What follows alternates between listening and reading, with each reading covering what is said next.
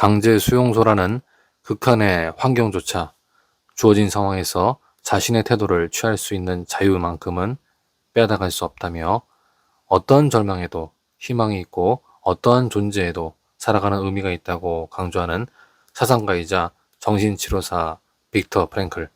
그의 정신치료법인 로고 테라피는 로고스와 테라피의 합성어로 삶에서 진리 또는 의미를 찾는 치료법을 뜻합니다.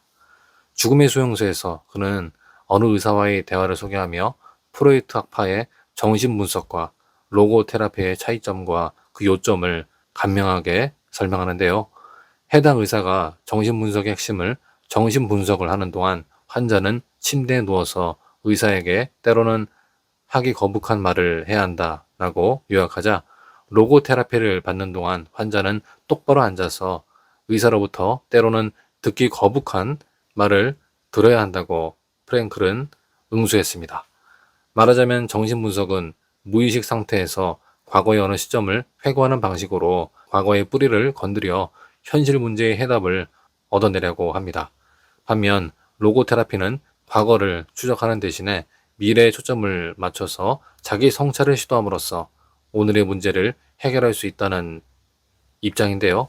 특히 로고테라피에 대해서 프랭클은 정신질환을 일으키는데 아주 커다란 역할을 하는 악순환의 고리와 피드백 기제를 약화시킨다며, 그렇게 해서 정신질환 환자에게 전형적인 자기 집중 증상이 발생하고 심화되는 것을 막는다라고 주장했습니다. 정신분석이 무의식을 매개로 환자의 과거에 주목을 하고 있다면 로고테라피는 환자의 미래에 초점을 맞추고 있다는 것을 알 수 있는데요. 요점만 정리하자면 로고테라피는 인간 존재의 의미는 물론 그 의미를 찾아나가는 인간 의지에 초점을 맞춘 이론이라고 할 수 있습니다. 이렇듯 의미를 찾고자 하는 노력을 가리켜서 프랭클은 인간의 원초적 동력이라고 설명하는데요. 하지만 여기서 우리는 환자의 과거를 들추어내는데 혈안이 되어 있는 정신분석이나 미래의 의미에 초점을 맞추고 있는 로고테라피나 과거 혹은 미래라는 특정 시제에 쏠려서 현실을 왜곡시킬 수 있는 위험이 도사리고 있다는 사실을 직시하지 않을 수 없습니다. 다시 말해 정신분석이 과거의 기억이 뿌리에 의존하여 악순환의 고리를 형성할 수 있는 가능성을 내재하고 있다면, 로고테라피는 미래 목적 설정을 통한 의미 강박에 따른 현재 삶에 대한 기만으로 전락할 가능성을 배타하고 있다는 지적을 하지 않을 수 없습니다. 과거 혹은 미래에 의해서 절망적인 현실에서 고통받고 있는 환자의 현실 시제인 현재는 오히려 소외되는 사태가 벌어질 수 있다는 분석인데요. 정신적인 고통에 억눌린 사람들을 해방시키려고 처방하는 이러한 치료법은 사실 그리스도교의 고통관에서도 그대로 재현되고 있습니다. 시련을 겪는 현재의 고통을 경감시키거나 완화시키기 위해서 전통적으로 던져지는 처방들인데요.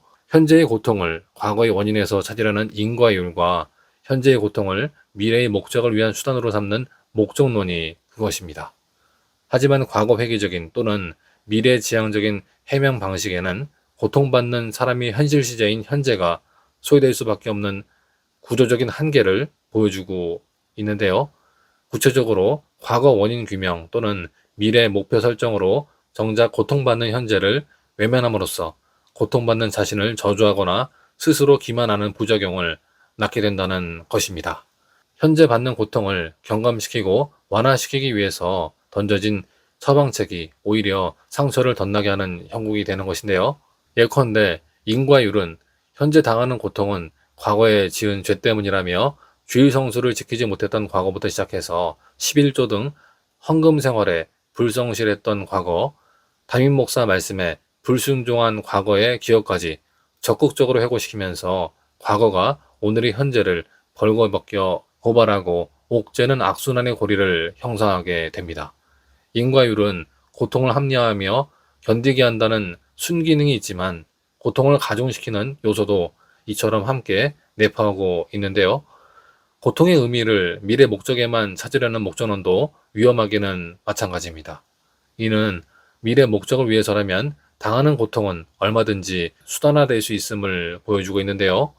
예컨대 사고로 자식을 잃은 권사님을 찾아가서 위로랍시고 하나님이 다 뜻이 있어서 먼저 데려가셨다라고 말하는 목적론적 기만은 상대방의 고통을 완화시키기보다 오히려 가중시키고 하나님을 악신으로 만드는 부작용까지 초래할 수 있다는 것입니다.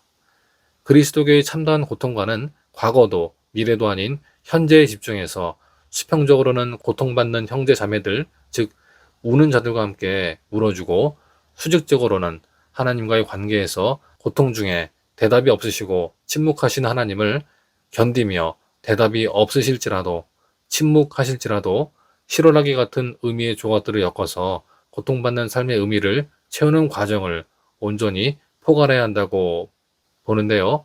여러분의 생각은 어떠신가요?